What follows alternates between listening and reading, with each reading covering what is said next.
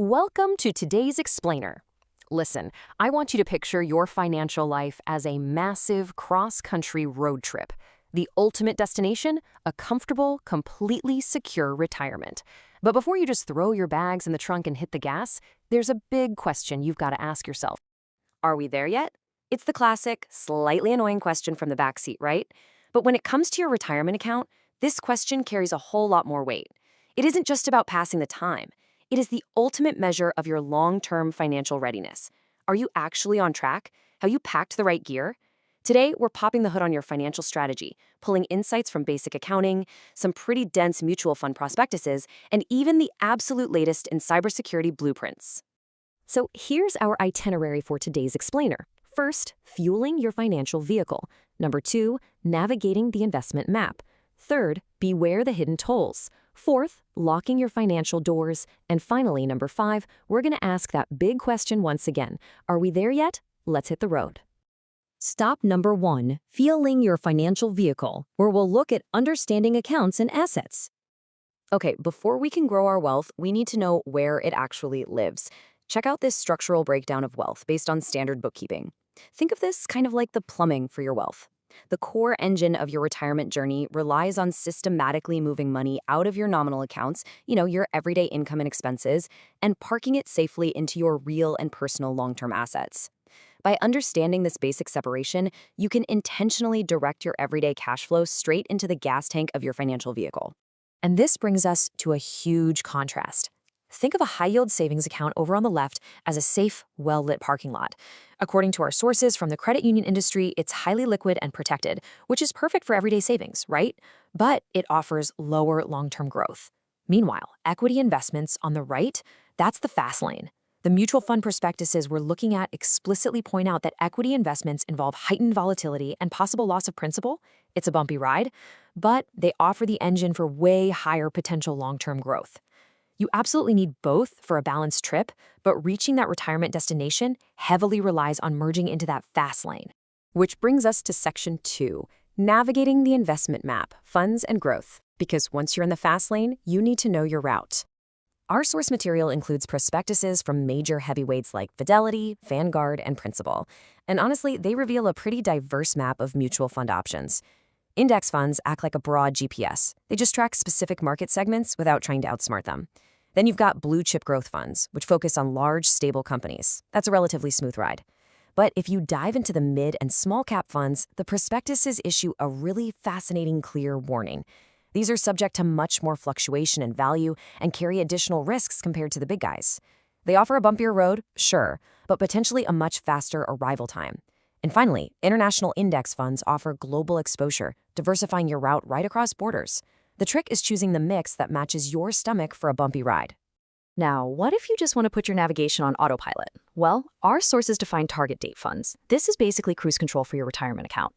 The prospectus notes that these are built for investors who expect to start gradual withdrawals on a very specific target date. As that date gets closer, the fund automatically shifts its allocation from the volatile fast lane of equities into the safer parking lot of fixed income. It literally adjusts your speed as you get closer to your destination, which honestly is the perfect answer to the question, are we there yet? Moving on to stop number 3, beware the hidden tolls. We've got to talk about fees. We've built the engine, we've mapped the route, but look at this. This is the dense fine print most of us just speed right past in a standard prospectus. Tucked away in here are the realities of sales loads, exchange fees, account fees, and purchase fees. It even mentions standard annual fees ranging from $100,000 to $500,000 for certain platform connectivities on the institutional side. Now, while many of those massive fees might be waived depending on your specific employer's plan, the friction is incredibly real, and it is baked right into the system you're investing in. And here is the crucial point.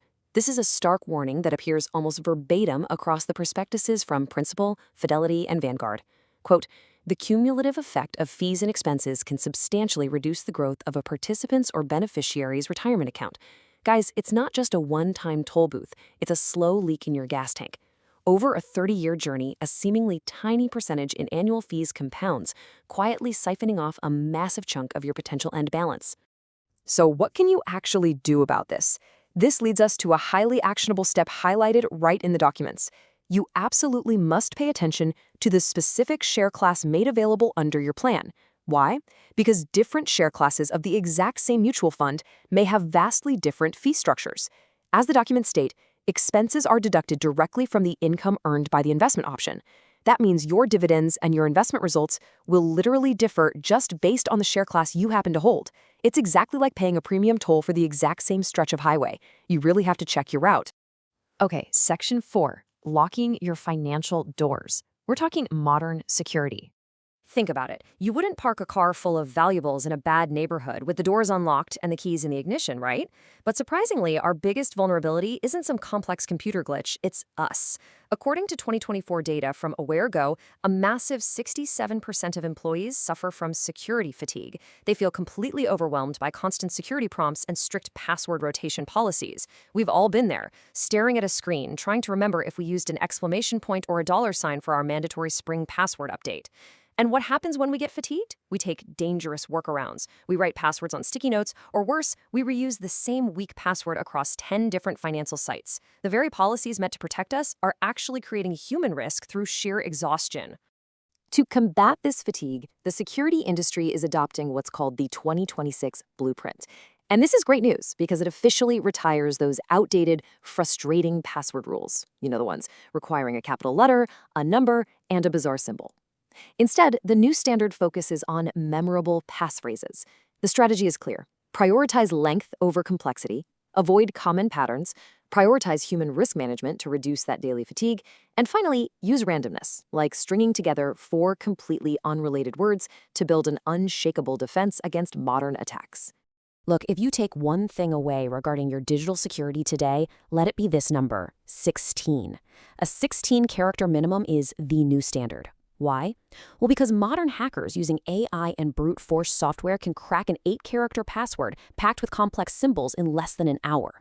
But just doubling that length to a 16-character phrase, you increase the combinations by a factor of trillions. It's a simple human habit that current hardware simply cannot easily crack. No, what? This all falls under a really interesting concept called human risk management, or HRM. The sources emphasize bridging the gap between technical knowledge and organizational culture. It's really about shifting the focus from rigid, annoying settings to manageable human habits. Using techniques like just-in-time training, which is basically giving someone a security tip exactly when they are setting up an account, increases retention dramatically.